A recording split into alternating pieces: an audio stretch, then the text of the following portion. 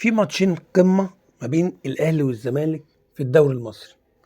رابطة الأندية أعلنت إن الماتشين دول هيتلعبوا في السعودية، ويبقى في عائد مادي محترم لرابطة الأندية وللأهلي وللزمالك.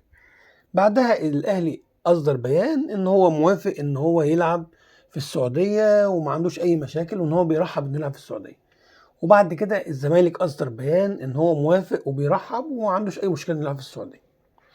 كل حاجة كانت ماشية زي الفل لغاية ما ممدوح عباس عمل تويتة بيقول فيها ايه؟ بيقول: كنت اعتقد ان نادي الزمالك تعلم كثيرا من تجربة السوبر المصري، اختلف جذريا مع رؤية ادارة نادي الزمالك وموافقتهم على لعب مباراة الزمالك والاهلي في الدوري العام خارج مصر، ومهما كان العائد المادي فالاصل انها بطولة مصرية، ولم ارى في حياتي بطولة دوري عام تلعب احدى مباراتها خارج النطاق الجغرافي. يعني من الاخر ممدوح عباس بيقول ايه؟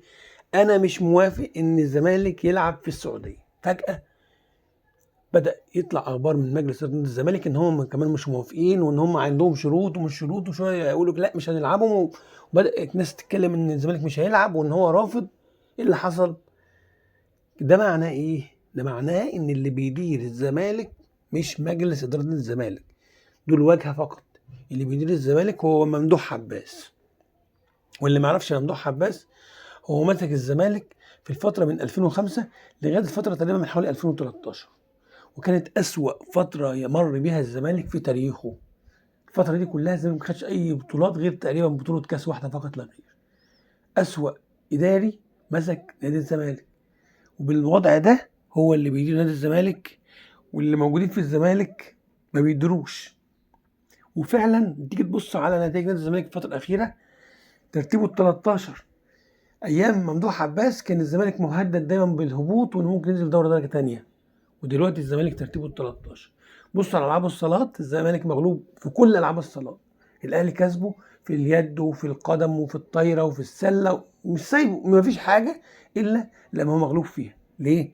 لان ممدوح عباس هو اللي بيدير، مش حسين لبيب. وشوفوا الفتره الجايه هتعرفوا ان كلامي مظبوط، وان الماتشين بتوع القمه دول هيبوظوا، مش هيتلعبوا في السعوديه، رغم ان كان حسين لبيب موافق واصدر بيان بكده، لكن عشان ممدوح عباس رافض الماتشين مش هيتلعبوا. اللي بيدير الزمالك هو ممدوح عباس، ومش هتشوفوا غير أسوأ فترة في تاريخ الزمالك طول ما ممدوح عباس ماسك فيها. ده من وجهة نظري. والقادم مش حلو للزمالك، والزمالك هيبقى من سيء لأسوأ طول ما الإدارة ماشية بالطريقة دي.